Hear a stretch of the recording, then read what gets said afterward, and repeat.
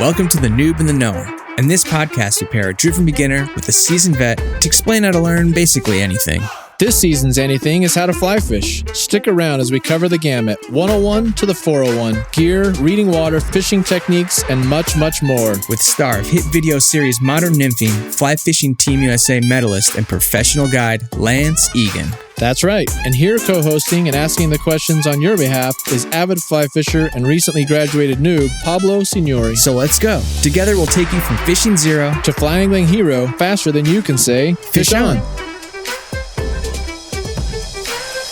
Hello, and welcome to the Noob and the Knower podcast, Fly Fishing Edition with Lance Egan and Pablo Signori. This is Season 1, Episode 4. We have Ray Blay as well here and back. What's up? What's up? That's right. And today we are talking about casting, which is a very near and dear subject of mine. I just want to get right into it because we've been chit-chatting for I don't know how long now. And it's probably time to get to work. Time to get started. So yeah, like I always say on these podcasts, you know, everything that we talk about is cumulative and we're trying to give you the skills to kind of build yourself into a fly fisher.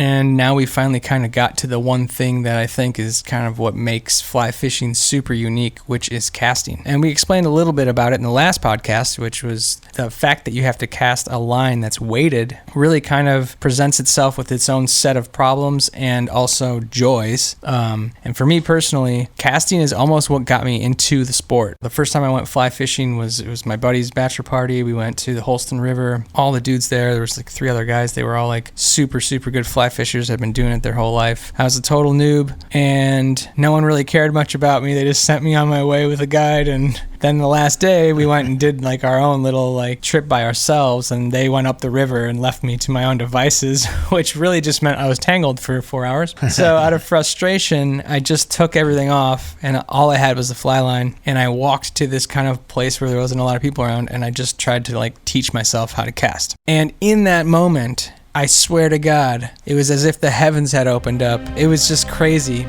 The sun's shining through the trees, and this stream is trickling, and I'm standing in it, and I'm casting this rod, and everything just seemed so blissful and amazing that I was like, I gotta do this for the rest of my life. So I owe it to casting. That's what made me super obsessed with this sport. And I told Lance before we started I was going to get really emo about it. And I'm going to, and I just have, because it's that special to me. Pure energy. Yes, it is. It's concentrated Pablo. Watch out. Yeah, it can get scary here. But what's interesting about casting, I think, is that it's kind of is the soul at the core of the sport. You know, when you see someone cast that's really good, like these two gentlemen that I'm podcasting with right now, I mean, it's almost like seeing art or hearing an amazing song. It's like really an experience. It's like watching an insane athlete because it truly is just something that's like a spectacle. There's something magical about it. And it's really cool trying to learn how to cast and get to that level,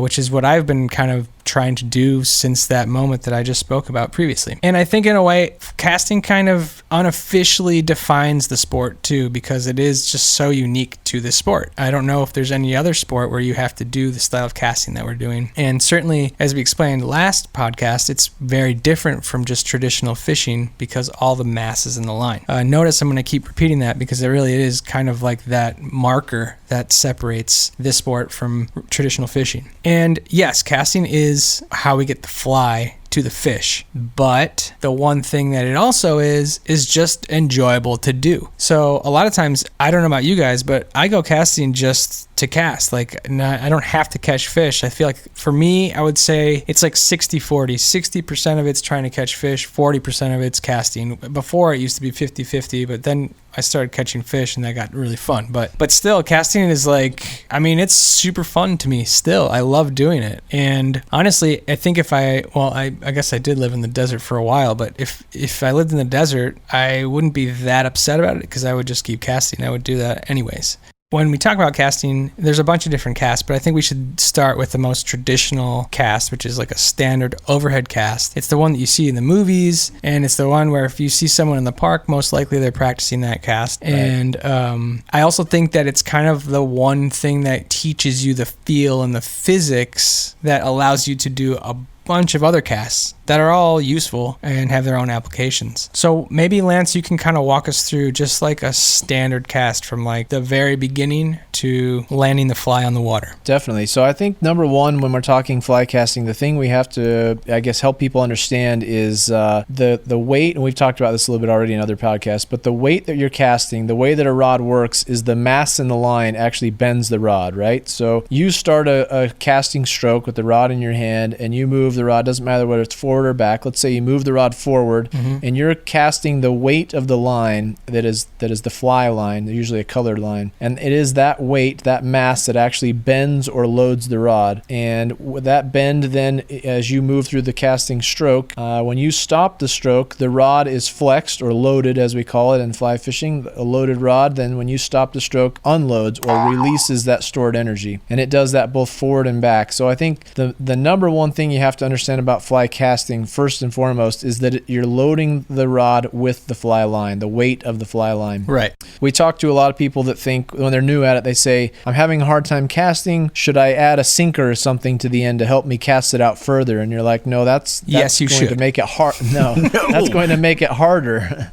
It's going to make it harder to cast. The easiest way to cast is with just a piece of yarn or a very light fly on there. The heavier your fly is, or the more weight you add to it, the harder casting becomes. True. And it's counterintuitive, again, for someone that comes from spinning tackle or a bait caster, because they're used to casting weight in a lure or weight added to the line. In this case, the weight is the line. So that's point number one. Right. Got to load the rod. You got to load the rod, and the line is what's loading the rod. Next up, it's really important to point out that rods come in different weights. So we've talked about this again in our what is fly fishing podcast. But let's for all intents and purposes here, let's say that we're mostly going to talk about 5 weights since they are the most common trout rod that's sold. So when you buy a 5-weight rod, you need to team it with a 5-weight line because those are matched. They're a matched pair. That's cute. It is cute, really cute. You got to have a 5-weight rod. In technical terms, is designed to cast 140 grain line. 140 grains is in the first 30 feet. It's measured in the fly line. So that is how that rod loads. If you put a 3-weight line, for instance, on a 5-weight rod, there wouldn't be enough weight in that line to properly flex or load that rod, so casting would become very difficult. And if you put an 8-weight line, I'm going a little extreme on purpose. If you put an 8-weight line on that 5-weight rod, I'm sure someone's done it. Oh yeah, you can do it, but it makes the rod really soft. It's going to have a hard time recovering and dampening and having a lot of control. It's a cheap man's fiberglass rod. There's a real happy medium in there somewhere, and that's where the manufacturers do us all a favor and put rod ratings right on them. They say this rod is designed to cast a 5-line or a 6-line or a 7-line and on. Let me pause you here because this is off the casting subject, but it is something that I have wondered. So are all those numbers are standardized across, and maybe you can talk too, Ray, since you work at Orvis, but they're standardized across all manufacturers, or is there some give there? Well, the give is in the rod, so the rods are up to the manufacturers to decide how they want their rod to load, right? That part is arbitrary. Each manufacturer could decide they want their rod to bend, 1/3 of the way down, halfway down, 2/3 of the way down, or however, to load with that particular grain weight. In the accepted standards in fly fishing with the lines are those. It's 140 grains for a 5, 160 grains for a 6, 185 for a 7, and on and on. The tricky part is they make fly lines that are labeled as a 5 that are in the box half a line heavy. They often tell you that. In the fine print on the rod, they'll usually say this particular line is a half line heavy, or some of them are even a full line heavy. And they're designed to help load in closer and on and on. There's all kinds of different specialty lines, but just generally speaking, you want to match the line to the rod weight-wise. Right, and you can ask anyone at a fly shop, and they'll tell you which lines match best with whatever rod you're trying to cast. If when you get into a shop, that people are going to get opinionated about which line is best for which rod and so on, and that's like you say, a good fly shop. It's good to go talk to somebody that knows a lot about them, but they're also likely to push their preferences and their style of fishing on you a lot of times, and that maybe isn't necessarily the best setup all the time for your exact rod. Do a little research. A lot of the rod manufacturers even put recommended lines on their site. Generally speaking, if it's a really fast action rod, a stiffer rod, it can handle a line that's overweighted a bit versus a rod that's on the softer side of things. You probably don't want one of those overweighted lines. Right. That's why they started overweighting the lines, right? Because the rods were getting stiffer. Am I right? I think that's part of it, and then a lot of it also, in my opinion, is that people at trout fishing in rivers especially oftentimes is done inside of 30 feet. Right. So if you're, again, that relationship from line and rod is to the matched pair is 30 feet of fly line out the rod tip, not including leader and tippet, to properly load the rod, right? So if you're on a small stream and most of your casts are 15, 20, 25 feet away, including leader, you never have enough line out to properly load that rod. That makes sense. So a lot of the overweighted lines are designed for shorter casts, and sometimes they even turn over a little too much on a longer cast. Interesting. So they won't delay turnover for a longer presentation.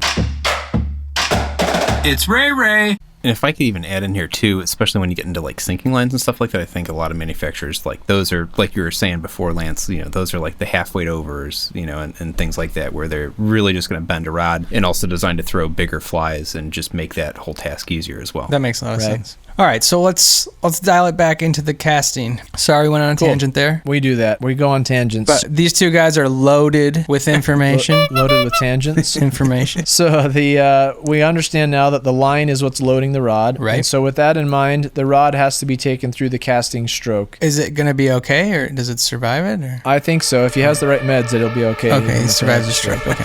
Yeah, I think I see where you're going there. The rod, the easiest way to start a typical fly cast is actually not how you'd fish it, because you'd have to start fishing with the fly in hand basically. But if you're on grass and you're with a casting class or an instructor, the instructor could just run out 30 feet of line or so, lay it on the grass in front of you, have the rod down in a down position so that the rod tip is near the grass or near the ground, and then you would lift the rod up and in one motion move the rod and all of that line backward, and to where if you're a right-handed caster, if you're looking at a clock, the rod would stop if you're looking to your right at a 2 o'clock position. So you're going to hear a lot when you're studying casting about this clock stuff, and the clock is basically stopping most of the time at 10 o'clock and 2 o'clock. Right. As you look at a clock. Do you agree with that, the 10-2 thing? Because I know that some people are like, eh. Yeah, no, I mean, I do agree with it for your standard cast, absolutely. Okay. It's the easiest way to learn it. When I teach it, I often tell people to stop at 1, because I find, and Ray, you're probably the same, I find when I tell people to stop at 2, they're more likely to stop by like 6. Oh, yeah. Which is like when the rod tip hits the ground. Yeah. So if you tell them 1, they might stop by 2 or 3. People have a tendency to go way too far back on their back cast, especially because it's out of sight. But you're going to stop the rod high behind you at that 2 o'clock position. Then you're going to allow time for the line to unroll, and just about the time the line straightens, you're going to move the rod forward to the 10 o'clock position and stop it again. So the line's rolling behind you, right? It unrolls behind you, so you started with it in front of us, right? Mm-hmm. We lifted the rod up and we stopped the rod at 2 o'clock, so we accelerated to a stop. We gave time for the line to unroll behind us, and then we moved the rod forward to 10 o'clock position, and we stopped the rod again and allowed time for the line to unroll in front of us. We can keep repeating that process for a false cast. This is Pisces Varies, an NATK segment where I, Jen Ripple, define fishy words for you. Boom! False cast, noun. A false cast is a cast made when fly fishing in which neither fly nor line touches the water. Example in context. Last night I got to see a play on Broadway for free, dude. It was performed by a bunch of understudies. They were an amazing false cast. Let's just take ourselves to a moment in time here where we're actually like frame by frame slow motion, okay? So Slow mo. exactly. So I wish I had a deep enough voice to yeah, do me really too. good slow mo. That was a fail. I can definitely do that in post. I wish I had a deep enough voice to do really good slow-mo. So we pick up the rod. It's coming up towards us. It comes back to 2. It stops. Now, I think a big part of casting is what's happening at the tip of the rod is one of the things that it's helped me learn a little bit. So let's take a look at the tip of the rod. So when you stop that, it's going to try and keep going, and the rod has flex. So the tip starts to move towards behind you, right? Yes. But you're still holding it at 2, the rod, but the tip is actually bending behind you.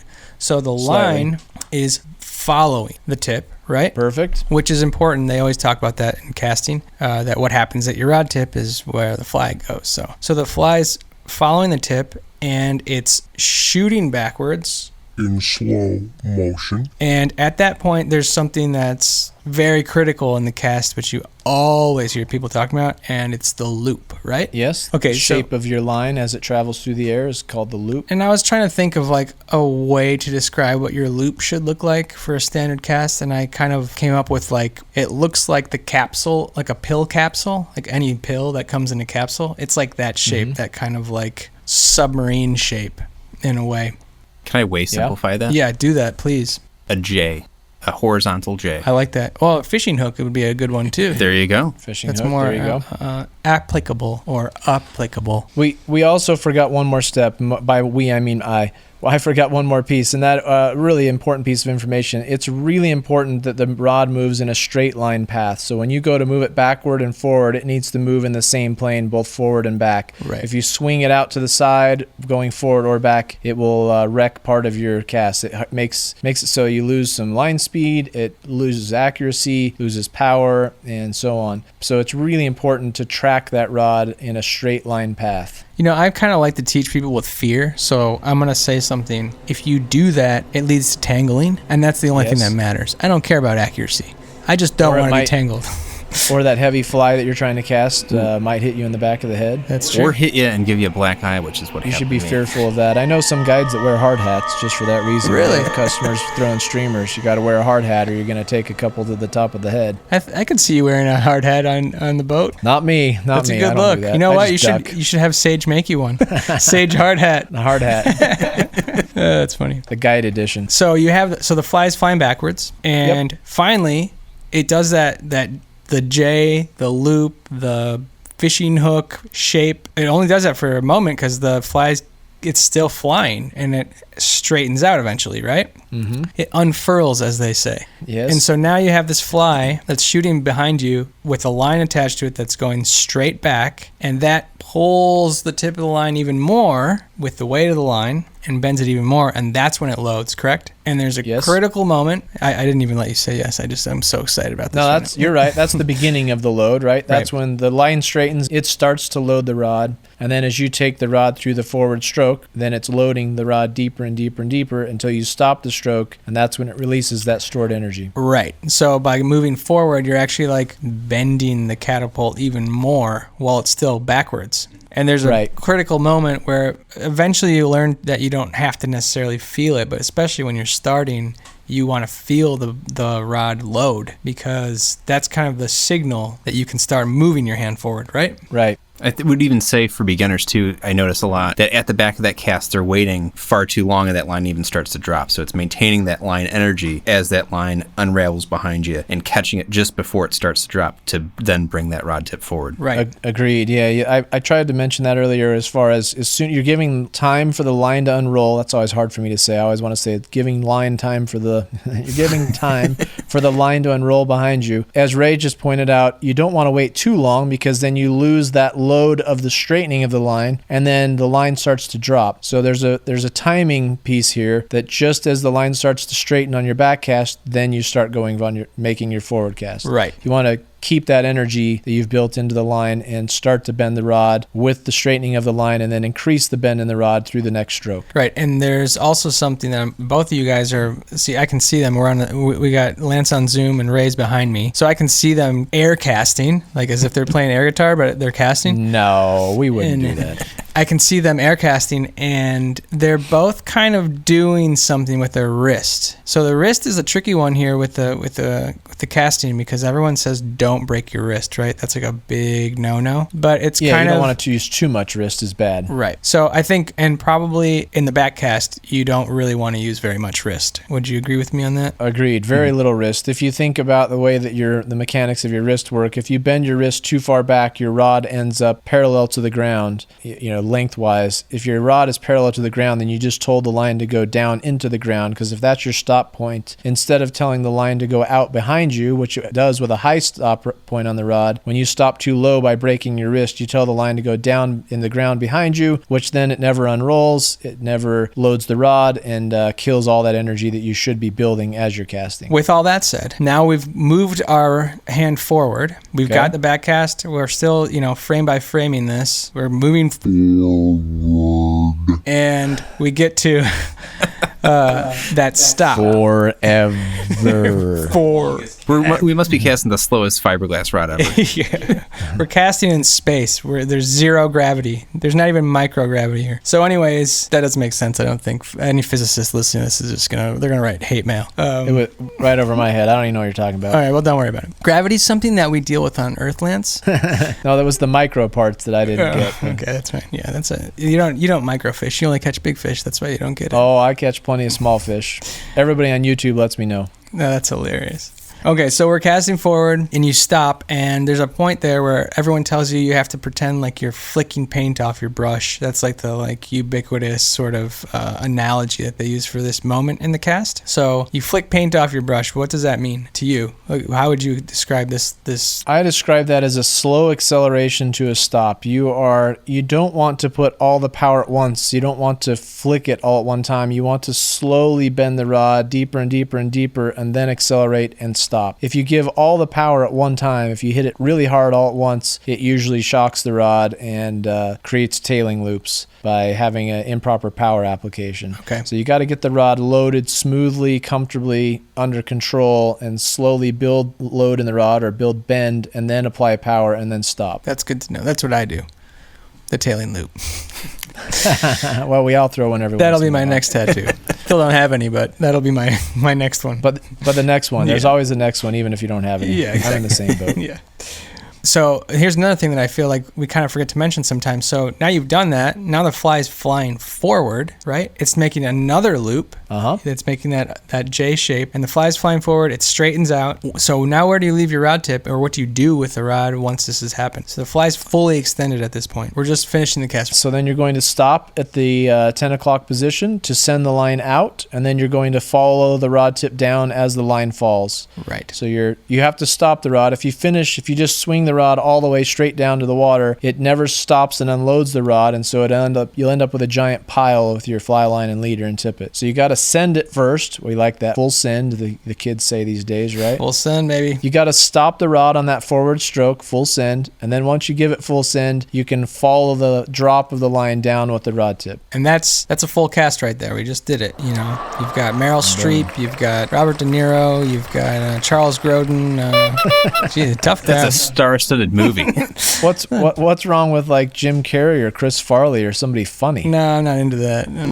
Well, all right, Meryl Streep it is. Could I touch back on that? So, you hit the stop there. Lance, you hit it. I think, one thing is you don't want to let that line straighten out and then you get the shock coming back. Because I think a lot of beginning casters get that. As they stop the rod, the line comes and it hits that shocking point and it slings back at them. And they're like, well, what do I do? I stopped the rod at the right point. It's that follow through that you really need to do. Right. Once you do that forward acceleration and the fly's flying, when the line straightens out, if you just let it straighten out, it will bounce back to you. Correct. Yeah, you keep your rod high, it's going to straighten in the air and bounce back. If you kind of change that trajectory as it's unrolling by lowering your rod and following it down, it should fall to the ground, fall to the water, ground if you're casting in the park, more softly and with a controlled presentation, predictable delivery. I mean, my fly is falling to the moon because, like I said, I'm in space. But, whatever you guys want to do in your own head, that's fine. Oh, there's another thing that people always say that I think is actually a good tip when you're starting, which is pretend there's a wall behind you.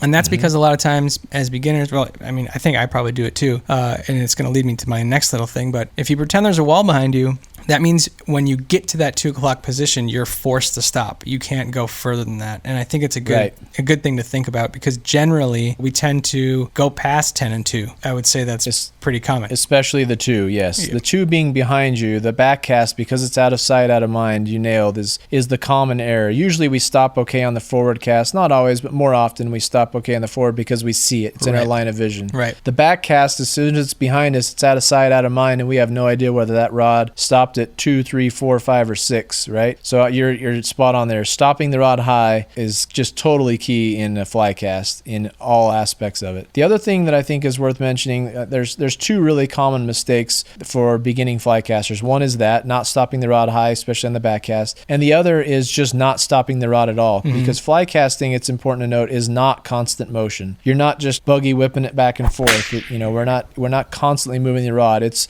accelerate to a stop, wait for the line to unroll, accelerate to a stop again, backward with the rod, wait for the line to unroll. Accelerate to a stop forward, wait for the line to unroll. There are definite stops in there, and you have to stop the rod to make the fly cast work. And you made me think of something. One of the big things that comes with casting is this thing called tempo, which is basically the speed at which you cast back and forward with line in the air. So just before we get to that, how much line would you say is a good amount to just start out with when you're just trying to learn? How much should you keep out on the ground? 30, 35 feet. Really? That's a lot. I wouldn't have thought that. That's interesting. Okay. The reason for that is that's about the right amount to load the rod properly, right? So you're going to feel anything inside of that, the casters will have a really hard time feeling the line pull on the rod and load Right. it. That makes sense. So anything beyond that gets really hard to cast. So when you're new, so you want to have kind of that happy medium of enough weight to load the rod, but not so far out there that you can't control it and can't create enough energy to make the cast work. I hope everyone that's listening to this right now. Is that a park around a river? And you got 30 feet of line out, okay? We're serious here. We mean business, okay? You better measure it. Yes. No, you don't have to measure. Just roughly, right?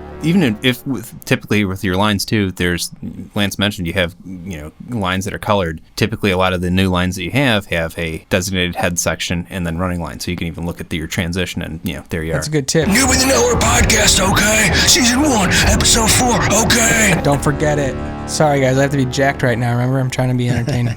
All right. So one thing I want to touch upon on the 10 and 2 thing, because I think it's important. And I took a casting lesson when I was kind of starting out at Chicago Fly Outfitters, actually. Shout out to those dudes. John, the owner, is a good dude, and he gave me a lesson. And he told me something that I'll never forget. And I think it doesn't really get talked about that much, which is basically, depending on where you're standing height-wise in relation to where your fly will land, you need to change sort of the angle of your 10 and 2. So it's kind of hard to explain, but I came up with a little analogy for it. It's basically like if your 10 and 2 is a pendulum and that pendulum's swinging back and forth. So it's like you have a V and there's a pendulum in the middle of that V, which is your rod tip. The V is a finite V, and that's 10 and 2. If you're standing on a pier and you're casting down to some water that's like 6 feet down or something, you need to tilt that V, the pendulum. The pendulum still swings the same 10 and 2, it's just now it's tilted. And keeping that allows you to cast down properly without doing all the things that you were saying earlier, like piling your line and all these things. Same goes for if you need to cast up. If, let's say, you're in the Rocky Mountains, you're in a small stream and you're walking up an incline and it's like gradient stream, you might have to cast up actually. And in that case, you have to tilt the V or that pendulum shape the other way. So it's just something to think about. And it also kind of highlights the importance of that V, the 10 and 2 sort of V shape, because I think it's so paramount. It can be molded to different situations. It's not always just going to be on a flat plane. Right. Degrees of motion stay the same. You still have to move the rod a certain amount, right? But you can shift that forward or backward slightly as needed. I think we've done a pretty good job of going through the cast. Let's just talk one last thing regarding the actual physics of the cast in practice, because one thing that we do a lot in practical application is false cast. So maybe you can tell us a little bit about why you would do it, what it is, and maybe when you don't have to do it actually. Right. So the false cast is what we call it when we're just going back and forth with the rod, moving it back and forth. You can use a false cast for lots of things. One is to gain distance. You can shoot or slip a little bit of line on each of the false casts to keep lengthening the amount of line you have out. So you're saying back and forth with the rod with the line in the air, right? The line stays in the air. You don't set it down ever. That's true. Very good point. Yes, the line is staying in the air. You're not slapping the water with each of them. It's all in the air. Okay. Probably why they call it false, right? Because you're not ever laying it down until you're ready to deliver the fly. So the line is in the air. You're slipping little bits of it at a time to change the amount of line you have out. That helps you cast farther. Another reason to false cast would be to change directions. It's very difficult to pick up the line from your right and move it 90 degrees to your left in one motion. But if you did it in smaller increments, you can reset and change direction with a false cast. When you're dry fly fishing, false casts can also be used to just simply dry out the fly. As you pull a fly through the air, especially when it's pretty warm or sunny out, it's like getting a blow dryer on it for a minute. That fly moves. I don't know how fast it moves, but it's very, very quick. So it's pulling through the air and drying out, throwing on each of those rod stops and the line unrolling. It's spraying some of that water that may have been collected by the fly as it sat on the water and getting rid of excess water during each of those false casts. So you could also use it to dry a fly. Yeah, my cast is really fast. It's like 750 Super miles per hour. fast. Breaking the sound. Oh, yeah, good. actually probably faster, I think. I said you do have a sage hat on, so there's that. You must be. That's right. You must be fast. I only have stiff action rod just for that fast casting. Fast casting. One thing I would like to add to that, if I can, the other reason to false cast is to, and maybe you don't do this because you're so pro that you don't have to, but it's to gauge your target. Absolutely. So sometimes you'll be trying to hit a fish, well, not actually hit it, but land a fly near a fish, and it's kind of hard to tell how much line you need out in order to do that effectively. So you can kind of false cast behind or to the side of the fish without letting it see you and kind of gauge how far the fish is from you and then lay down your cast. So great point. That's what I do as a noob because I can't just one-off, the one-off banger. I can't do that one. It's hard to do. It's best to, if you're entered an accuracy competition, people would be stalling their fly out over the target over and over and over to gain that,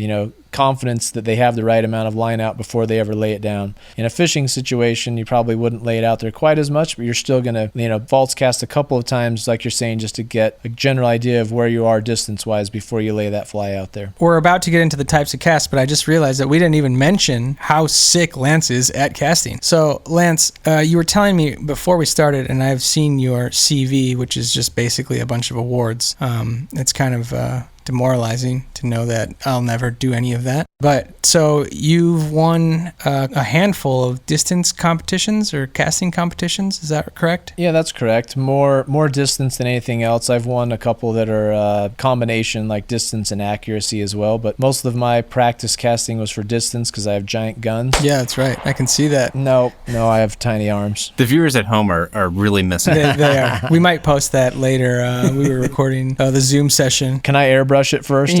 I gotta add some bulk in there. If you have the Where's Waldo book, find Waldo and look at his arms, and then you have Lance's arm. Now wait a minute. I've seen your arms. Let's see those bad boys. Oh, these things are huge. That's why I'm the fastest caster that you've ever met. 750 miles per hour, baby. That's right.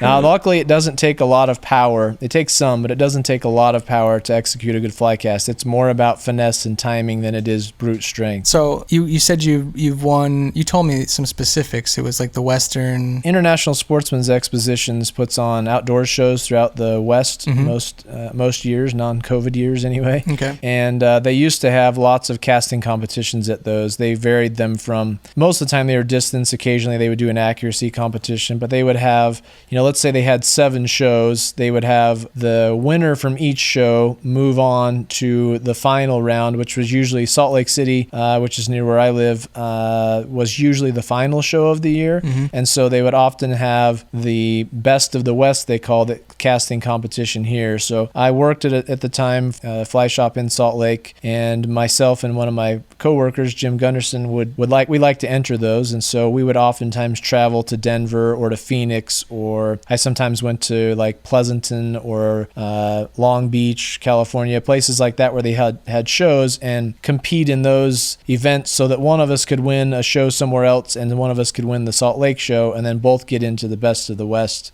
overall competition. That's cool. I've won a few of those regional events. I never did win the best of the West. I was second place, I think twice. I don't think I was second 3 times, but twice for sure. Both times lost to my coworker Jim Gunderson, who's an amazing, powerful caster. Don't work with him anymore, but at the time I did. Good riddance, Gunderson. Yeah, get rid of him.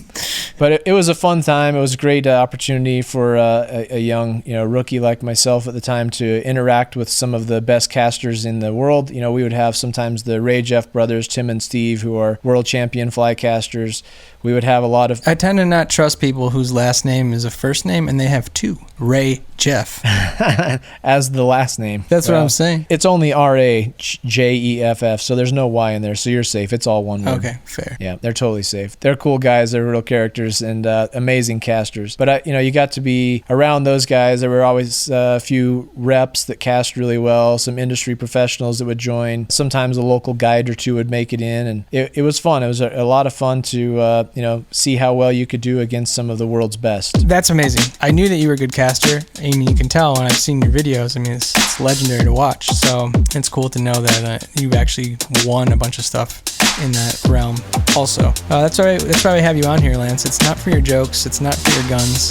It's for your talent. 22s. centimeters. So we're going to move on now to the different types of casts, because there's a bunch of different ones, and they all kind of start with that first one that we've been talking about. But I think that one of the analogies that I was trying to come up with when I was doing this, which I'm always trying to do that because I think it helps just kind of to make sense of things, taking something that's a little bit more familiar and like plopping it on something new. In this case, I think, if you learn how to do a golf swing, that swing is kind of like your home base. Now, and then if you have to drive a golf ball or you have to chip a golf ball, you're going to kind of modify that a little bit in order to achieve where you want the ball to go. I would imagine the same would be with pitching a baseball or something. It's like you have to learn how to pitch before you can do a curveball. So it's kind of the same with fly fishing. You learn how to do the basic cast, and that kind of opens up the door to other casts that you use all the time on the river and are really practical. And they're all part of the same physics. It's just understanding how to manipulate the rod to achieve it in certain scenarios. So let's just start picking through these different types of casts. The first one we had, which we already talked about, was the standard overhead cast. The one thing that we didn't talk about when we were talking about that cast was shooting line. Yeah, we just grazed over it real quickly. So maybe we can talk a little bit about shooting line with the overhead cast, and then because you can shoot line basically in any cast, can't you? Yeah. So that it's kind of something that will make its way into every cast that you can do. So this is a good thing to kind of start out with in the beginning anyhow. So kind of walk me through a little shooting line here. Yeah, so we talked really briefly about it. As you are making a cast, we talked about it for false casting. You could shoot line into both the forward and the back cast, though it's easiest to do on the forward cast. You basically are holding line with your non-rod hand, and as you stop the rod going forward, you let a little bit of line slip. So to do this, you'd have to have pulled extra line off the reel first, so you have extra line at your feet, more or less, on the ground or in the water. And then as you start to false cast, when you go to deliver the fly, or just if you're going to continue false casting, you can slip little bits of line after you stop the rod. When we talk about shooting line, it's basically to increase the distance or increase the amount of line you have out. So if you made a back cast, then you made a forward cast, after you stop the rod, I should say, then you can let some line slip with your non-rod hand. And you only want to let little bits of it slip at a time, or you'll lose control of the line and lose power. And you're not going to let go of the line completely. You're going to hold it if you're right-handed, you're going to be casting with the rod in your right hand, holding the fly line with your left hand. I'm left-handed. And then you should close your ears, because this doesn't apply to you. You probably do everything backwards. Lefties, you have to do everything backwards, so welcome to our life. You're going to stop the forward stroke with your right hand. Then you're going, after you stop the rod, and that's important, you can't let the line slip before you've stopped the rod. After you stop the rod on the forward stroke, you let the line slip, but you corral it in your hand. So you kind of create a loop with your fingers and your thumb. Let line slip through there, and then when you've shot enough of it, which is when you're new, little amounts, 5, 6, maybe 10 feet, you would stop that line by pinching your thumb and fingers back together, and then you can make the next back cast. Then on your next forward cast, after you stop the rod, you let a little bit more line slip by letting it slip through your the hole you've created between your fingers and thumb again. And as you want to stop it, you pinch the line tight, it stops, then you make your next back cast. You repeat it like that until you add line out the rod. The other important thing to note here is as you increase the amount of line out the rod tip, you have to allow more time for the line to unroll. Mm-hmm. So, a 30-foot amount of line takes less time to unroll than 60 feet of line, mm-hmm. right? So the stop points remain the same, but the amount of time that you allow for the line to unroll between each rod stroke has to increase as you increase the amount of line out the rod. Hopefully that makes sense. That's right. That was the tempo thing I was talking about earlier, which actually was one of the reasons I fell in love with casting, because I come from the music world. Most of the time we are stuck to a certain tempo. I mean, you might change. Not the Beastie Boys. The Beastie Boys go with the flow, with the tempo varies. The flow, with the tempo varies. That's true. But what I liked about that was that over like a number of bars will always be the same tempo, but fly casting forces you to get out of that. So you can't really rely on that, because as you let more line out, you actually have to slow down your tempo. So I found that very satisfying and challenging to think about, because if you're so firmly rooted in something like I am with music, then it kind of turned me on my head. And it's awkward at first. It's worth noting that it's really hard to do when you're new at it. Yeah. Before long, it becomes second nature, but it's going to take some practice. It's true. It's like driving an automatic car or something. I mean, I'm sorry, manual transmission. Manual car. We haven't really talked at all about practice. I know we will, but practicing fly casting is a incredibly undervalued, underdone part of fly fishing. I can tell you from guiding hundreds and hundreds of anglers that most everybody, and I'm being a little harsh here, but I've been harsh before, I'll be harsh again. Most anglers really, really, really suck at casting. Yes, I've heard you say that on a lot of podcasts. And I say that kindly. Like the amount that they suck at casting, I can't describe with words that are allowable on podcasts. That's fair. I'm being harsh, and not everybody does, and I realize not everybody's terrible at it, but I can tell you that it's crazy to me that there are thousands and thousands of fly fishers out there, many of whom identify, like their whole world, which mine does too, revolves around fly fishing, right? Yeah. And they've never spent a second learning to fly cast. Yeah. They've only gone fishing. Right. And when you go fishing, you're focused on the fish, you're focused on a whole bunch of other things that are out of your control, but you're not working on the mechanics of the cast. Whether it's on water or on the grass doesn't matter, but you've got to go just practice casting. Yeah, I agree. And I do all my guiding currently on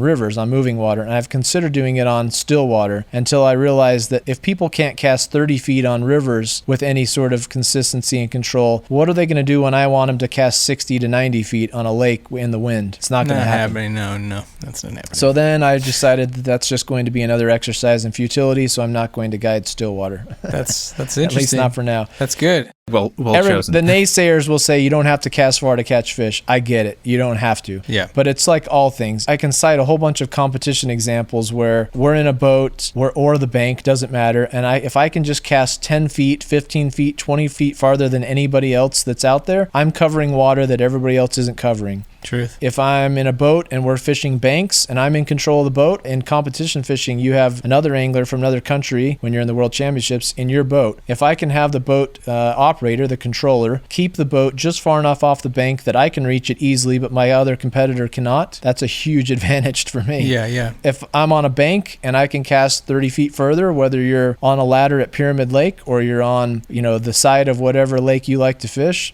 you're just going to cover that much more water and show your flies to that many more fish. That's true. Huge advantage. I agree. So go practice. I also use the golf analogy. You brought up golf earlier. I do in a lot of my presentations. I ask people how many of them are golfers, and they all, by raise of hand, and usually 90% of the crowd golfs at some point, right? Yeah. And then you can say, all right, so those of you that are golfers, everybody leave your hand up. And then I'll say, all right, now any of you that have ever hit a bucket of balls, keep your hand up, and everybody keeps their hand up. Right? Then I say, all right, put all your hands down. All right, how many of you are fly fishers by show of hands? And they all look at me like I'm crazy because it's a fly fishing presentation. And are I you am sure that's crazy. why? Well, that might be one of the reasons why. So everybody raises their hand. And then I say, all right, how many of you have gone to a park and practiced casting with no fishing involved? Yeah. And usually, let's say you had 100 people, just to say a round number. I never have that many people show up to my presentations. But if you had 100 people, I would bet you that more than 90 of them would put their hand down. Yeah. Hardly anybody has practiced casting on grass. In all the fly fishing competitions I've done, all the casting competitions I've done, the only casters that are any good at all have spent thousands of hours on the grass. And it can be done in small increments. Yeah. You could cast on a lunch break. You could cast after work. I wouldn't say, if you have time to go fishing all day, I wouldn't suggest going to the park and spending 4 hours casting in the park. Go cast in the park for 45 minutes or an hour right before sunset or early in the morning before you got to go to work or on a lunch break. Just fit those little times in. And then when you have 3 or 4 hours or all day to dedicate to fishing, go do that. Yeah, I agree with that. I think that in my personal experience is that I got really lucky because I truly enjoy casting a lot. So it's forced me to practice. And I'm with you. My wife likes to go to parks a lot. So Even better. I could sit there and read a book, which I enjoy doing sometimes, but I would much rather practice casting. I apologize. That was a long-winded pet peeve. No, that was great. I think it's But- important. It's true. People really do not spend any time casting, and it's maddening. It really is. To get out, especially when you're trying to guide somebody that's been fly fishing for 30 or 40 or 50 years, and they still don't have any concept of how a fly cast works. Right. I want to yank out all of my hair, and I don't have very much of it. So Yeah, I feel you. we gotta cherish that stuff. I think also with the new kind of, and we're getting on a little tangent here, but that's okay because I think a lot of new anglers are going to be hearing about Euro nymphing and the whole like, you know, European technique, which is like so red hot right now. And Lance is, you know, one of the pioneers of it here in the States and one of the champions of it. And I feel like a lot of new anglers are going to get into it that way, and they're not going to learn how to cast a traditional fly rod with a traditional fly line because they're going to start Euro nymphing and they're going to think that they don't need to learn to cast. And I think that in order to be a good Euro nympher, you have to know how to cast because it's almost harder to cast. I'm with you. I think casting a Euro rig is much harder than to do it well anyway. Just flopping it over 10, 15 feet is not hard, but to do it at distance and with control is really, really difficult. And to your point, if that's all you know how to do, well, that's cool. You'll be able to catch some fish, but boy, you're not going to be a very adaptable, universal angler. The best anglers on the earth that I've ever experienced, that I've fished around, can fish, dries, can fish streamers, can fish nymphs, can fish dry dropper, can swing wets, can fish lakes, can fish rivers, multiple species, and on and on. It's not one trick pony stuff. It's mastering as many things as you possibly can. True. I know it's hard, when you're first starting out and you're kind of overwhelmed and there's all this information coming at you, but one of the most basic things we could tell you is learn how to cast. I mean, that's the simplest thing. Amen. If you learn how to cast, then you're actually like in the game, Now, do you need to be a good caster to catch fish? Absolutely not. But if you want to be a good fly fisher, you should learn how to cast because it's going to help you catch a lot more fish, Right. And this is all coming from a guy who sucks at casting, so. And he can catch fish, folks. I can promise you that. And you don't have to, it's important to point out too, you don't have to be a champion. You don't have to be able to hang with Steve Rajeff and Tim Rajeff to be able to catch fish. That's not our point. Yeah. Our point is every second of practice casting you spend is going to reward you on the river with more efficiency. True. And, just think of how many flies you'll save over the course of your fishing career if you don't always cast into the banks, or how more effective you'll be when you can get your first cast to present to that feeding trout, that rising trout, instead of taking 15 or 20 and risking putting it down with all of your bad casts. Yeah. It's just an efficiency thing, and you got to be able to do it. It's basic and core to the fly fishing ethos, sport. I don't know, the fly fishing experience, and hardly anybody does it with any level of consistency anyway. All right, well, I feel like I've been spanked, but I guess we can Sorry, keep... that's what happened. Cyber spanking. No, I think that's great, and we all agree. I say it all the time, too, to the people that I help get into the sport and people that I fish with who know less than I do. I think that it's definitely important. So, that's why we're doing a whole podcast on it.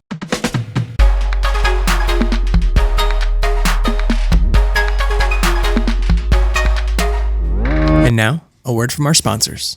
From the vise to the boat, to the bank, to those moments you connect to a fish, Loon Outdoors is with you every step of the way, with tools designed at the bench and on the water to help make your best day on the water better.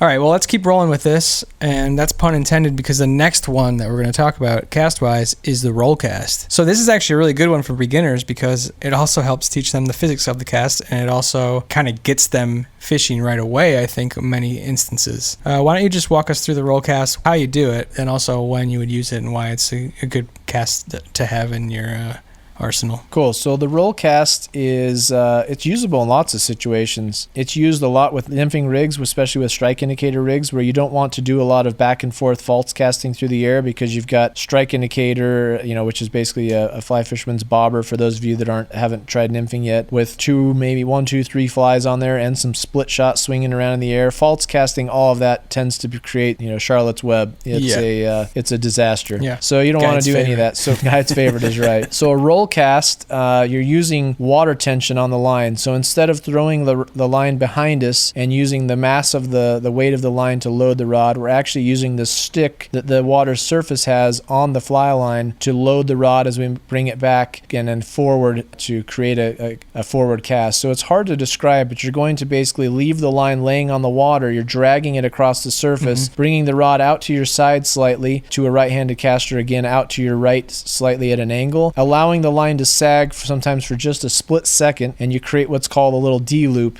The D because as the line sags behind the rod, you've got a straight rod and you have a loop of line that's creating the front edge of a capital D, not a lowercase d, extending behind you to your right. No, not Detroit. Come on. Sorry. That's where I'm from. Maybe where you live. I don't know. Yeah, that's where I'm from. I know. Oh. Around here, that doesn't get you anything around here. I did see a Detroit Lions sticker on a side note on a car on the freeway today. You don't see that in Utah very often. Nobody likes Detroit Lions. Yeah. Anyhow, no one in Detroit likes Detroit Lions either. I know, it's a sad situation. Anyway, you're bringing the rod to the side. You're creating this D loop. You're letting it sag for just a split second, and then you're moving the rod in a forward cast, stopping high again, just like you would on a standard forward cast. If you finish with the rod too low, you tell the line to go down into a pile in front of you. So you're using water tension, so the line, it never leaves the water in front of you until you make that forward cast. It's skipping across the surface and using that surface tension to grab the line, make a forward stroke, then finally the line lifts off the water and sends it forward. It's usable with heavy rigs, heavy flies. It's most usable, I would argue, when you have obstructions behind you, whether you're on a bank and you have willows and trees behind you that you can't throw a backcast into, or maybe you're on a natural lake or a high alpine lake where you've got trees that come right to the edge of the lake and you can't throw a backcast up into those trees without risking losing your entire rig. Well, if Willow's standing behind you, he's so short, you could probably backcast over him. Willow? What about Mad Mardigan? Oh, yeah. Mad Mardigan. Man, we are old and movie nerds. Yeah, that's true. Both of those Most people are like, who the heck is Willow and Mad Mardigan? No, my favorite line in that one is tempting but no. I say that all, tempting but no. Come here, Peck. Come here, Peck. I won't say the rest of it because it's maybe not G-rated, but that part of it's funny. All right, so yeah, that's the roll cast. I mean, it's really hard to explain on the air, and there's a million videos about this thing, but it's a really easy YouTube cast. is your friend. Yeah, it is, and it's a very enjoyable, satisfying cast to do, especially when you're starting. It's just easy. It's not very painful. Usually when I take people out for the first time, I have them start with a little roll cast just to get them fishing, and kind of teach them you're gonna have to mend, you're gonna have to do this, you're gonna have to do this, but at least this will get you out there, Right. So it's a good way to kind of get your feet wet, if you will. The next cast I have on the list here is the Belgian cast. That cast is sort of basically a standard overhead cast. You're just kind of modifying it a little bit in order to leave room so that you don't hit your rod with your fly. Is that correct? Sounds right. I think what most people refer to the Belgian cast is where you're bringing the flies under the rod, going backwards more or less, allowing them to straighten and then going forward over the rod. Okay. Is that how you would describe it? Yeah. Could I even add in there a constant tension cast? Yes. Tension cast is the other word. Constant tension cast. It's one we use for Euro nymphing a lot. That's my favorite way to throw a Euro rig with Belgian or constant tension. Never giving the long, thin leader time to be slack. It's just tight all the way around and then forward. You have a lot more directional control that way. So when would you use a Belgian cast, would you say? Often with heavier flies. I use it most with a Euro system or with streamers. Sometimes on a lake, but more commonly on a river with, a team of 2 streamers that are pretty large and heavy, wind-resistant flies. It, like you say, it kind of helps keep the flies. Flies are going to dive anyway. They're going to drop on that backcast. If you go over the rod tip on your backcast, you can take them under, have constant tension, allow them time to unroll, and then still load it up and fire it for a nice long forward cast. Okay, cool. That's when I use it the very most. How about you guys? It's my only cast for streamers. Big meaty stuff, that's kind of when we talked about, the slinky in the back of that cast, especially when you're fishing streamers. If you stop your rod hard, you get the slinky and things drop immediately, and it's great to have, you don't feel that clunk at the back. It's a little bit more maybe kind of knowing when that loop unrolls, but as long as you have that, it's I'm primo. with you. More controlled than an overhead cast with big heavy streamers. Without a doubt. Do you roll cast at all with streamers? I do a lot of roll casting with streamers. I've started to do that more, and I'll even do, kind of modified single hand space stuff. That's going kind of above and beyond, I think, what we're talking about here. Yeah, for sure. I follow, but I'm with you. I like to, especially when I'm wade fishing with streamers on medium to smaller size rivers, I use a lot of roll casts. Yeah. Or even getting, a bigger fly up off the bottom to just plop it, and then I'll even kind of roll cast into a Belgian. Makes sense. I like it. Another time to use it, or at least when I use it, maybe you guys don't, is when I have a sinking line on. I feel like it helps a lot in that situation, personally.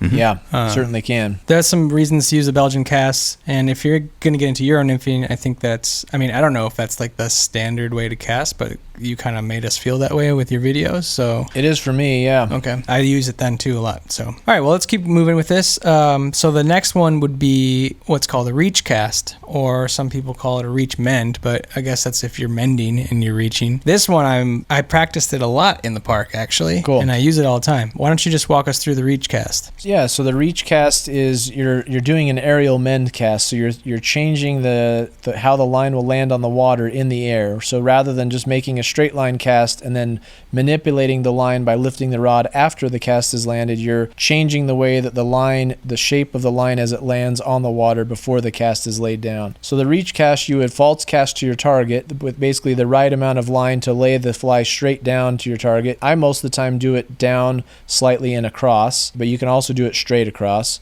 Then as you go to deliver the cast, you got to have a little extra line off the reel again, which is always a good idea. You don't ever want to just have enough line that you're going to cast straight and run out of line. You always want to have a few feet of extra line at your feet, maybe 2 or 3 yards of line at your feet. Anyway, 100 yards, you're no going big to deal. You're going to what? You just want to have your backing on the floor. Maybe not the backing. That's too far. But you're going to false cast to your target, and then when you deliver the cast, you're going to swing the rod upstream generally. Yeah. At a kind of a 90-degree angle, so that the line doesn't land straight as you're facing. It lands, again, if you're swinging the rod to your right or upstream, the line would land at kind of maybe a 45-degree angle upstream, and you can stack that as close to the opposite. I use it a lot when I'm fishing tight to banks, where you stack as much of that fly line in that slow layer of water near the bank as possible, and your fly lands the farthest downstream and all the line is upstream of it, and it allows a little bit of time for your fly to drift drag free, and also it adds that slack to compensate for some conflicting currents between your position and where you're trying to fish. When I was trying to learn how to do it, I watched a bunch of videos, and there was one that really helped me. I can't remember what it is, but I'll find it. I'll put it in the show notes. But one of the things that the instructor said to do was to think about, it's like basically you do a normal cast, right? And on your forward cast, as the fly is flying forward, you just take your hand and you grab a pencil off a table. So you just kind of reach to your left or to your right. Doesn't matter which way you do it. It just depends on which way you want to mend, but you just casually grab a pencil in the middle of it. It sounds nuts, but because you're holding this, 9 to 11 foot rod in your hand, doing that actually takes this wave of line just kind of flops over. Follows that rod. It follows the rod, and it takes a little bit of coordination. It's not like the easiest thing to do, but just practice it and it becomes second nature, like you said. It's really useful. It is very useful. I maybe missed one part of that as I was describing it. It's really important. Again, on all of these casts, you have to stop the rod first before you move the rest of the motion. Right. So you're false casting to your target as though you would lay it down straight. On the final delivery, you're going to stop the rod just like you're going to lay it straight. Then after you stop the rod, you're going to then let the line slip and move the rod to the upstream position, swinging it out to your side. And that's a good one to have in your arsenal. I would suggest definitely learning the standard cast first for that one. Roll cast you don't have to, but for the reach cast you do. And I guess the Belgian cast, well, a lot of people actually, I think, without realizing, probably do a Belgian cast when they start casting because they haven't kind of fully gotten the mechanics yet. All right, now we're going to get into some other ones that are a little bit beyond my reach. Well, one of them I use all the time, but maybe not beyond my reach, but I haven't practiced them. There's one that I do sometimes, but not intentionally. So let's talk about the steeple cast. Actually, that one we do that one on the harbor all the time. Oh, yeah. Let's talk about the steeple cast. It's a Chicago classic because there's people running behind you when you're fishing, and you don't want to hit them. They're your Steeple obstacles. cast, that's a Chicago problem. Out here in the West, it's more of a trees behind you problem. Okay. But yeah, steeple cast, you're changing. We were talking earlier about changing that degrees of motion. The degrees stay the same, but moving it forward or backward. The steeple cast, you still have to move the rod the same amount of distance, but you're going to stop it much higher. So you're going to send a back cast that is very, very high to compensate for, in Chicago, I guess, running, joggers or something. Well, we're high up on the harbor, and there's people running on the track behind us, and down there is the water where the carpies are. That's the Belmont Harbor cast. That's the Belmont Harbor cast. So you kind of have to, people look at you like you're crazy because they think you're going to hit them, but then you pull out that steeple cast and they're like, oh, okay, this guy's actually, okay, these guys they know what they're doing. This guy knows what he's doing. Sometimes. He's not joking. Actually, they're usually kind of mad at us, but it works really well to get a fly out there. Do you ever, when I'm casting in situations like that and people get mad at me, I just tell them, I reassure them, don't worry, I'm not fishing for suckers, you're safe. That's great. Dad joke Zing. alert. Hey-o. Zing. He's been saving that for 4 episodes. Oh no, I've used that one many times. So the steeple cast, though, you're throwing a very high back cast. Stop point is much higher than the 2 o'clock we talked about earlier. It's probably more like noon or maybe even 11. You're stopping really, really high with the rod, and then changing your forward cast to going past 10 to probably more like, I don't know, 9, 8. Well, it's probably somewhere just in there. it's the same distance, so we just got to do a little bit of math. You just turn the. I don't do math. Yeah, I don't either. I do dad jokes. Ray, do you do math? No, no. All right, well, we'll put it in the show notes. Here's the equation. Yeah. But yeah, that's a practical one. If you have things that are truly right behind you, then that's a good way to kind of like cheat the system. There's only so much you can do. Eventually, it just doesn't.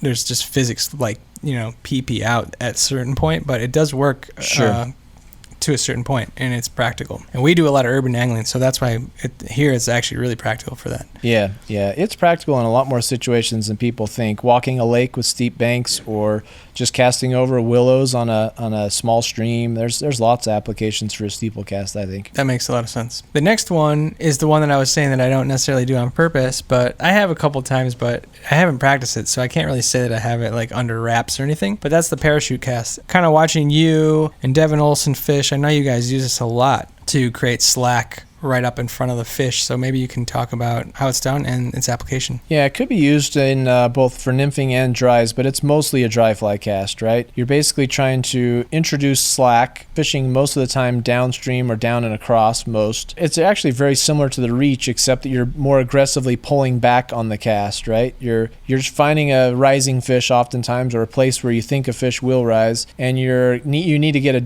a drag-free drift. So sometimes the best way to do that is to approach from upstream rather than the typical downstream, and throw not straight up, but usually up and across. When you decide to make the delivery cast, the presentation cast, you false cast it 3 or 4 times. We're lining up distance like we've talked earlier, figuring out about how far we need to how much line we need to let out to put the fly in the right place. And then on the delivery cast, you're actually going to send it out and stop the rod high and actually pull it backwards. So you're building slack into the system. So the line is parachuting and pulling back upstream towards you, and then drifting back downstream with that slack that you built in by pulling back on the cast. So the first thing the fish sees then is your fly is first with tippet and fly line upstream of it, rather than if you fish from downstream, when you make a cast up to a fish that's feeding upstream of your position, usually the fly line is not over the fish ideally, because then you've usually scared them, but the leader and tippet goes right over the top of the fish. And the disadvantage there is sometimes the fish can actually come up and try and eat the fly, but their nose runs into the tippet and they bump the fly out of their way without ever getting a chance to eat it, even though they tried to. A natural insect on the surface doesn't have tippet tied to it, right. So they would normally be very efficient at taking that fly in, but with your tippet in the way, you can't always get it in. The parachute cast changes your angle and allows you to get a drag-free drift by pulling back on the rod on that delivery stroke and building slack into the cast so that the fly is the first thing that goes in. The fish comes up and takes it. I will add, when you're fishing dries that way, you need to wait much longer than you think to set the hook. That's a good tip. You need to let the fish take, see the fish come up, take the fly and drop down. Ideally, if they'll turn, that's even better, but drop down and so you're not seeing any of their body above the surface anymore before you set. In New Zealand, they tell you have to watch the fish eat, take the fly, then say God save the Queen, and then set the hook. Right. If you're any earlier than that, you probably miss that fish. You're way better off with a parachute cast, and usually this is true with a reach cast also, to be late on the hook set rather than early. And you quoted the Sex Pistols. I mean, this doesn't get more well-rounded. That's one of those ones I need to practice, and I think that it's probably very, very practical. It's just I have to spend some time with that one. That's going to be next on my list. I'm going to check that one off and come back to you and be like, yo, man, check this out. You ever seen this? I call it a puddle cast.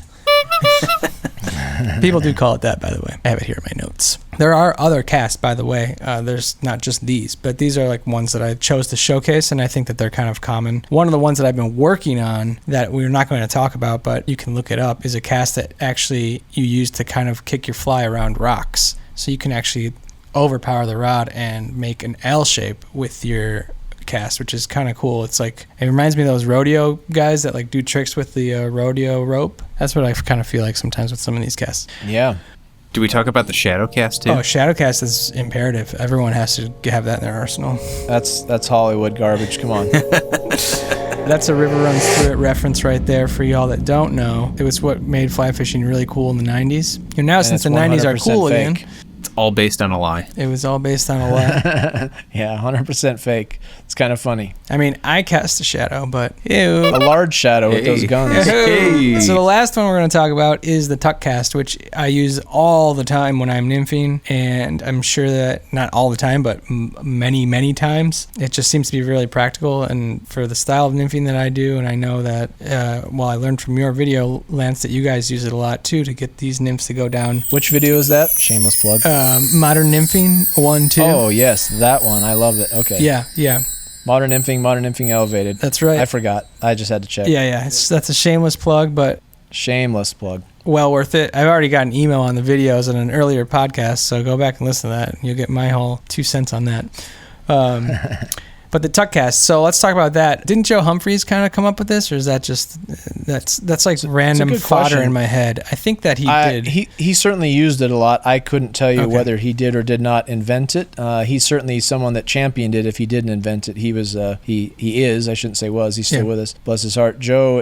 He certainly popularized it, no doubt. Okay, cool. And it's a very useful cast for dry fly and nymph fishing, I would say. Why don't you go ahead and explain it a little bit? Yeah, so the tuck cast, the idea with it is that it's most useful with nymphing because the idea is that you're driving flies down very vertical. So when you have tippet extending horizontally, it slows the descent of any flies, whether that's streamers, nymphs, anything you're going to get subsurface. The surface area of the tippet laying in that fast layer of water or faster layers of water near the surface slows the descent of the flies down. If you can get very vertical and have only a little bit of your tippet at a time being influenced by those faster layers of current near the surface and allow some slack for that fly to drop vertically rather than more horizontally. Hopefully that makes some sense. It's hard to describe. That makes sense, yeah. The fly can drop faster, or flies can sink quicker. So the way to make a tuck cast work is you're just false casting your target again, but on the delivery stroke you actually give it a little more energy than you normally would because you want it to not turn over flat and straight and horizontal. You want it to actually kick over early in the air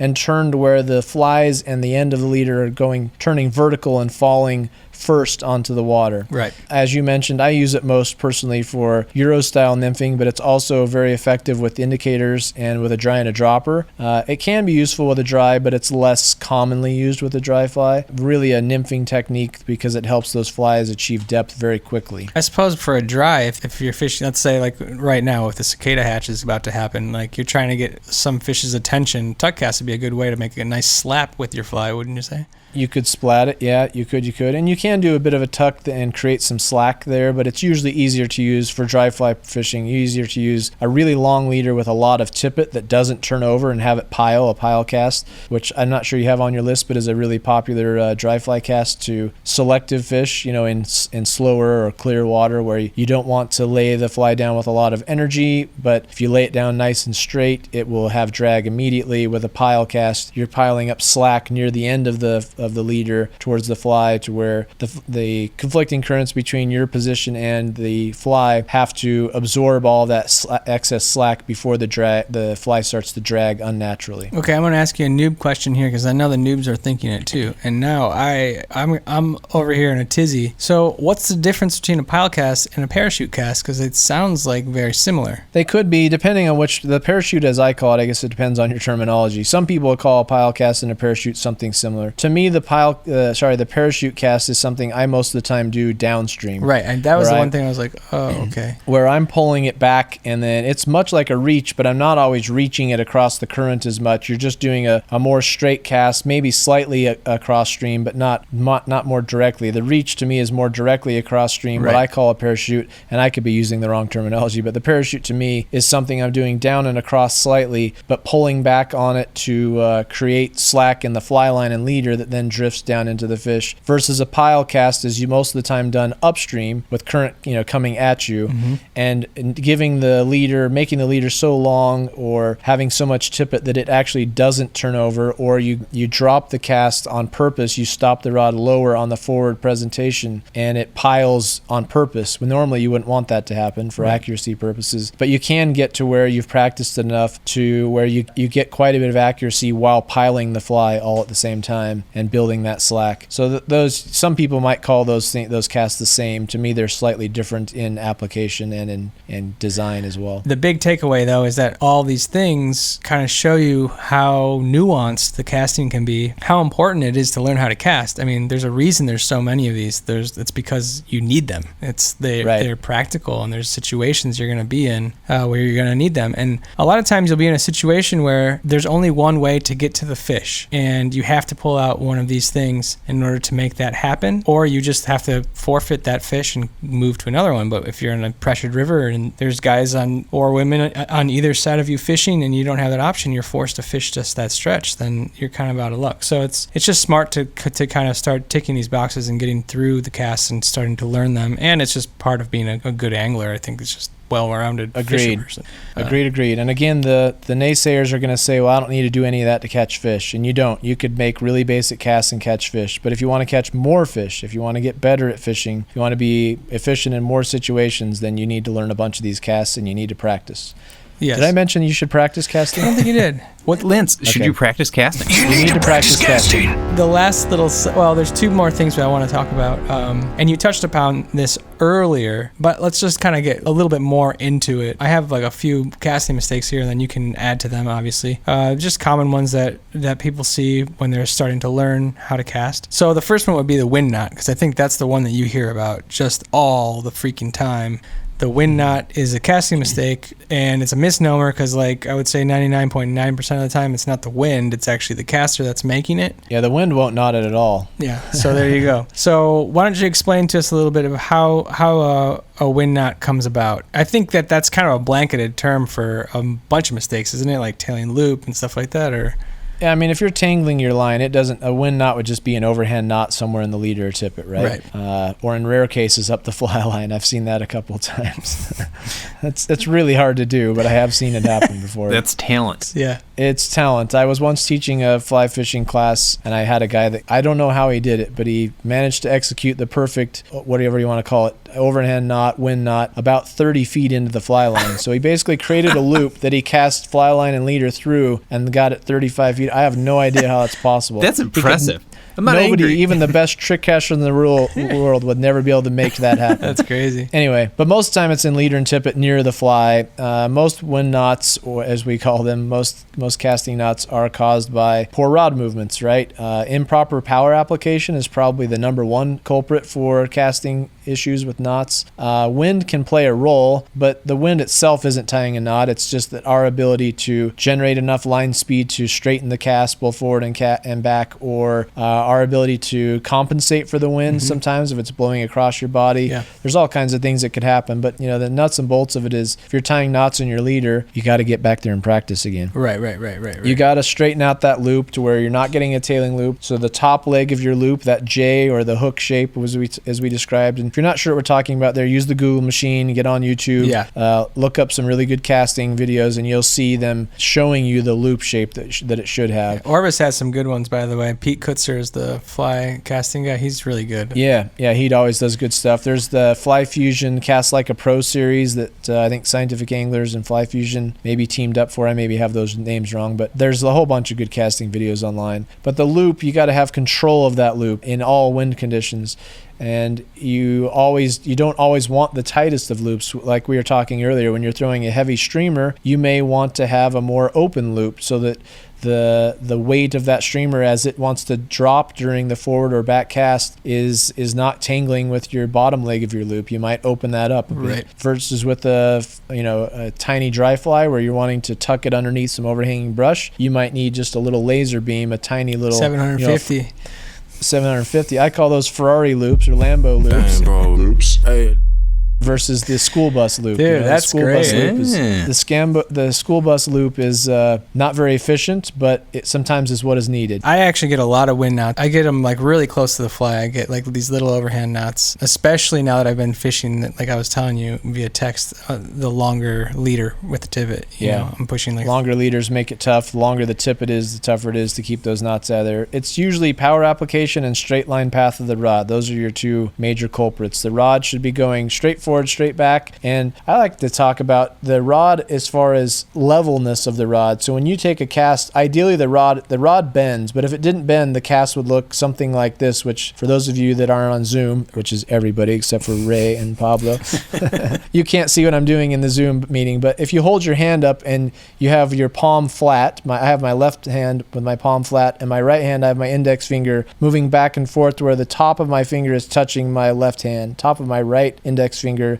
is touching the palm of my outstretched left hand. This is not working, but hopefully people at home. So you got to move your rod back and forth in a straight line. Because the rod bends, it's going to go back and forth and dip a little bit, right? But if the rod didn't bend, the rod path would actually be like if you're running your rod against the ceiling. That's a better one, yeah. Mm-hmm. Yeah, that is better. Your rod would be scraping the ceiling the entire way through the stroke, except that the rod bends, so then it's losing that a little. But if you dip that rod up and down through the casting stroke, if your forward cast your back cast you go up, and your forward cast you go kind of in a looping motion down and then back up, you lose that straight line path of the rod, and you're losing that level movement of the rod, and your fly line is following that rod movement. It's like a wave instead of a straight line. Correct. You're going to introduce some tangles in that situation. That makes so sense. Move that rod straight back and forth, and also level in a level motion, as level as possible. And this is actually something I really wanted to emphasize, which I hadn't yet. For my own casting mistakes, those knots, I think I get them because I tend to overpower the rod on the forward cast. It's like a nasty habit that I've formed. And I noticed this, and this is what I wanted to tell the listeners. If you're just starting out, and maybe even if you're not, one of the best things that you can do is film yourself. Go to a park when you practice and just film yourself. I'll go to the park, I'll take like my, little bag, I'll set my phone up against the bag, and I'll just start, a video. Sometimes I'll do it in slow motion, and it's very telling. I mean, you can see right away what you're doing right, what you're doing wrong. 9 times out of 10, my 10 to 2 is like, 14 and a 20. It's like way too big. He doesn't do math, folks. Yeah, exactly. There's no clock that. It's actually the Mayan calendar is what mine is. That's a good one. I like that. It really tells you a lot. Yeah, that can help you understand that straight line path too. The other trick you can do if you don't want to take the time to video yourself is just take a 4-piece rod, take your reel and attach it to the bottom. Only use the butt section of it, so you're not putting the whole rod together. So you're going to move the rod in a back cast motion, forward cast motion with your eyes closed, holding the rod, only the butt section of the rod again, so of a 4-piece ideally, so you're not scraping the ceiling in your bathroom. But if you close your eyes and you just kind of imagine that you're making a fly cast, and then open your eyes and see where your arm is going. A lot of casters will swing their arm out to the side, rather than keeping that rod in a nice straight plane back and forth. Same as videoing, just without the video part. You can just watch your own mistakes in the mirror. Okay.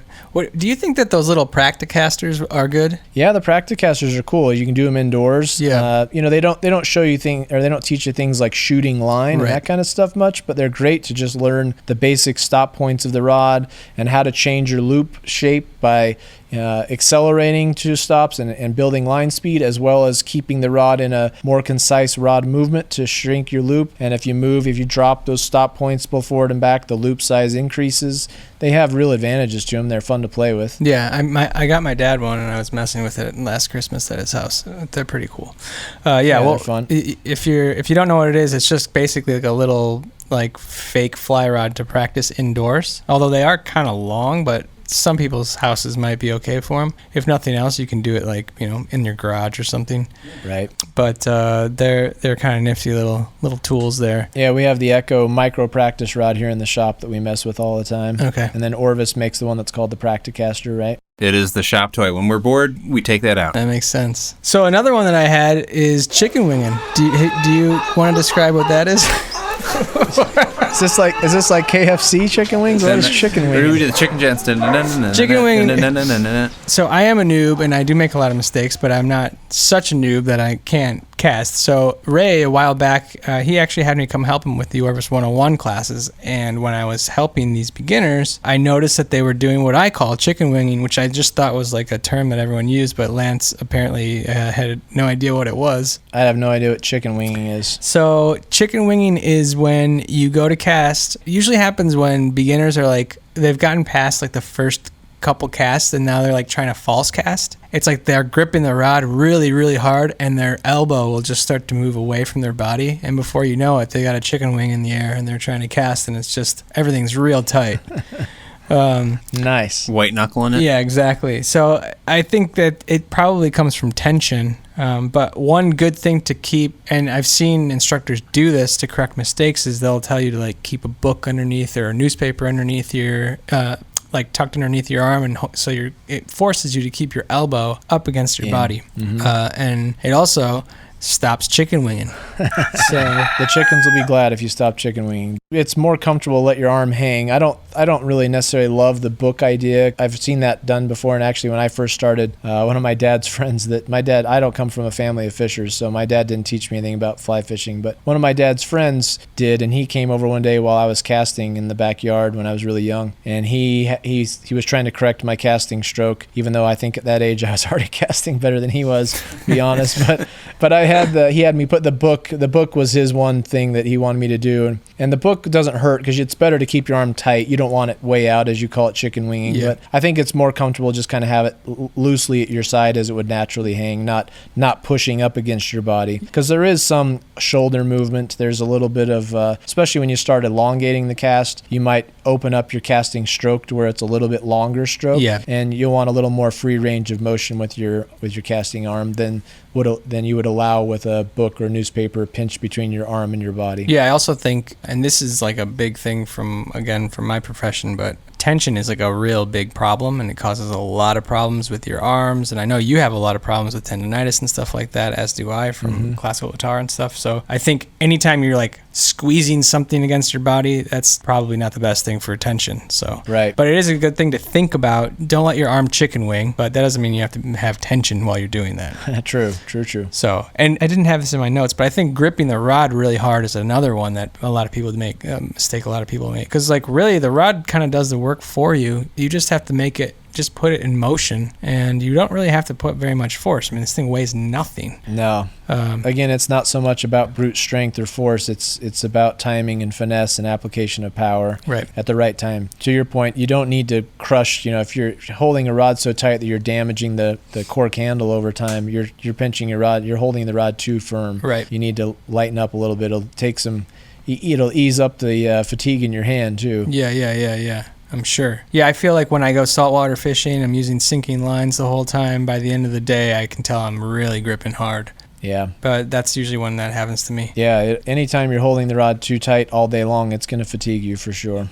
Makes sense. The other one that I had, which you mentioned it earlier, is another one that I would see when I still do when I'm trying to help people when they're first starting, is what I call windshield wiping. I love these windshield wiping. The homegrown analogies. This is a technical term, right? But basically, that's when it really happens when people first pick up the fly rod, but then sometimes it can creep back in because you can get a fly out there by doing this. It just won't be accurate at all, and you won't get very far over time. Like, you won't be able to shoot line or do anything like that. But it's basically when you don't have stop points and you're just like waving this thing back and forth behind you and in front of you. Right.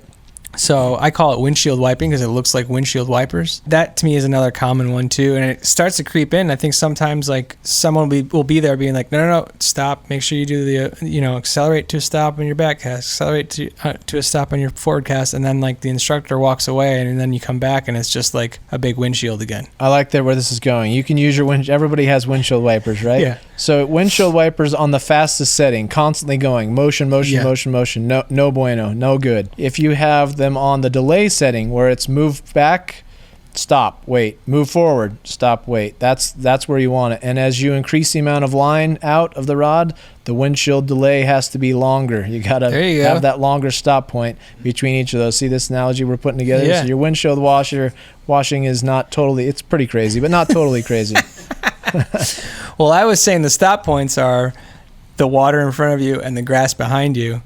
Oh boy. That's why I was saying it's windshield wipers. It's a big, it's a big rainbow. All the way, never stopping the rod. Yeah, that's bad. Well, and then you get the crumble line in front of you too. I think that's you always get. They're like, what am I doing wrong? Like Lance was saying earlier, you're pointing the line at the water and you're telling it that's where to go. Totally. Yeah. Totally. Most people are really good at a pile cast, even though they're not trying to do it. Right. That's what I was saying earlier. That I do that on occasion. I follow. One of the things that I actually discovered when I was first starting, and my friends made fun of me, was that I couldn't do an overhand cast. I would sidearm cast. That was the only way I could get a cast out. So the sidearm cast is basically just your overhead cast, except you're just doing it to the side of your body. And it's actually a really important one. Like you'll use that quite often if there's like overhanging brush, or in saltwater fishing, they use it a lot because they don't want to cast shadows on fish when they're in the flats. And then it's practical too when there's wind. When there's a lot of wind, sidearm casts will save you. Right. But it's basically just the exact same cast as an overhead cast. You're just doing it to the side of your body. Yeah, it's got to keep that rod. It's still straight line path of the rod. You're just moving it from up to your side to a more horizontal plane, right? Yep, that's right. Well, if I could even ask the two of you what your thought on this is, I feel like a sidearm cast in a lot of cases lends to a Belgian type cast when you have that oval that you're making as well. I could be wrong. I could just be doing something completely, bizarre. But I find that when I Belgian cast, I'm typically sidearm casting as well. Yeah, you're pulling the cast out to the side more than you would with a standard cast, right? Mm-hmm. Correct. I think that's true. You could also just do a straight, sidearm cast where it's literally like parallel to the ground, moving the rod parallel to the ground for stop point wise. Yeah. You're just changing that. But it is useful. It's worth noting. I think it's not one that most people use all the time, but again, one of those in your bag of tricks when the opportunity presents itself. If you've never done it before, you're going to be uncomfortable. If you've practiced it, you're going to nail it. Yeah, and it should also be noted, because we didn't say this with the standard cast, is that you should be able to do that over your opposite shoulder, which is something that a lot of people forget to learn. And then one day they'll be on a river and it's super windy and they get hit with a fly in their face because they can't do this. Because the point of it is to get the fly on the opposite side of your body where the wind is blowing past you. If you keep the fly on the side where the wind is coming at you, it's going to keep blowing the fly into your face or your body or whatever. So when you learn how to do the overhand cast, once you get kind of good at it, take your hand and go put it over your opposite shoulder and try casting that way. It's very awkward at first,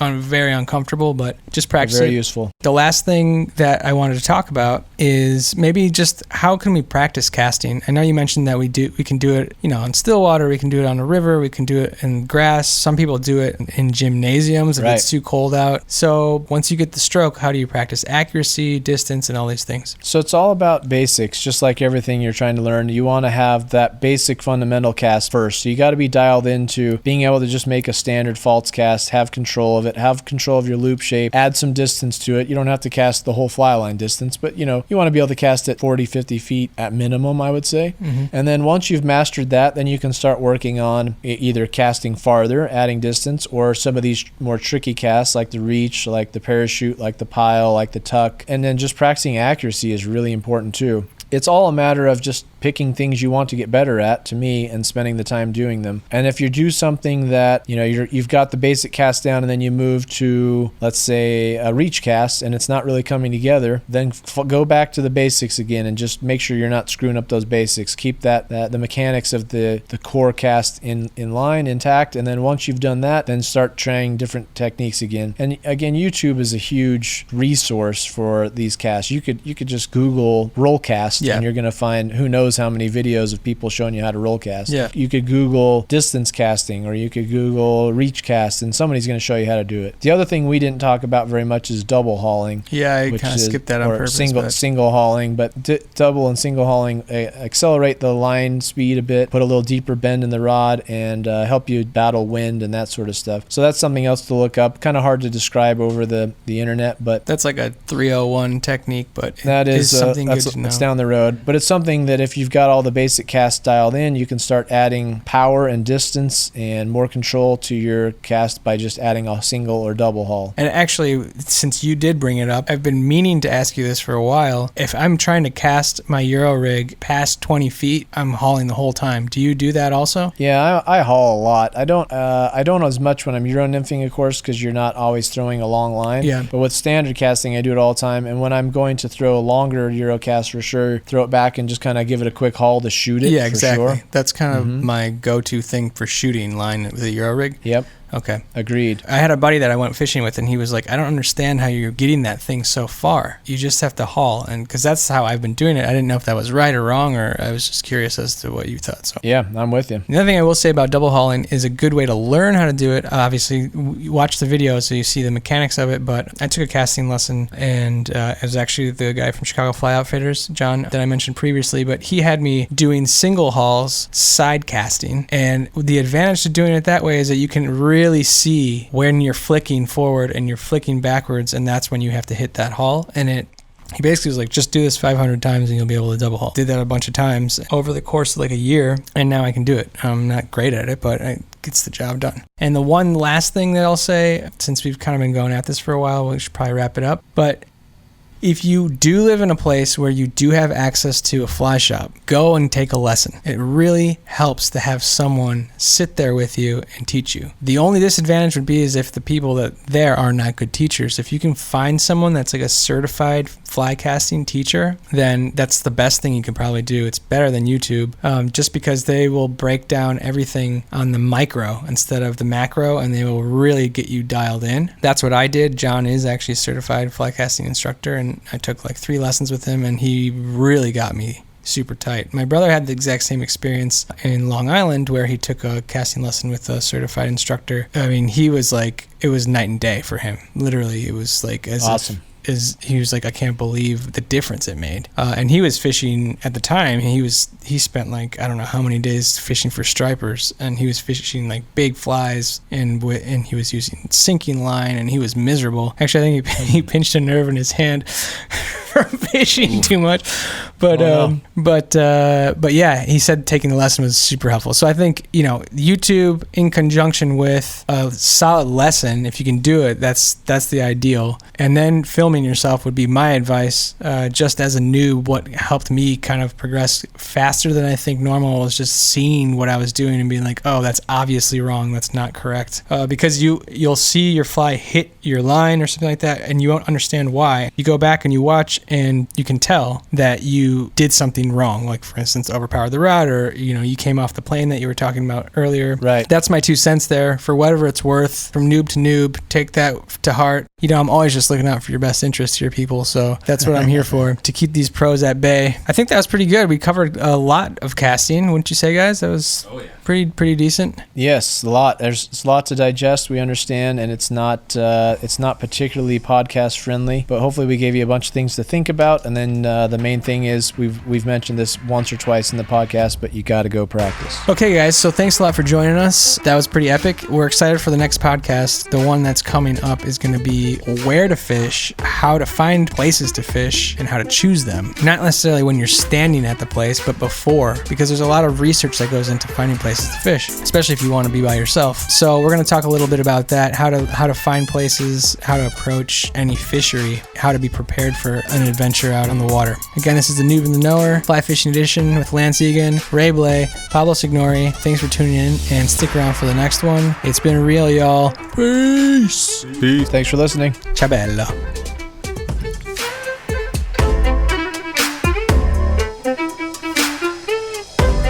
Ready to stop recording?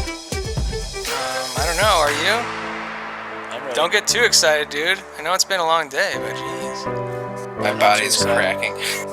Yeah, we're definitely ready. It's like 9,000 degrees in here. This was a Raul Maria production.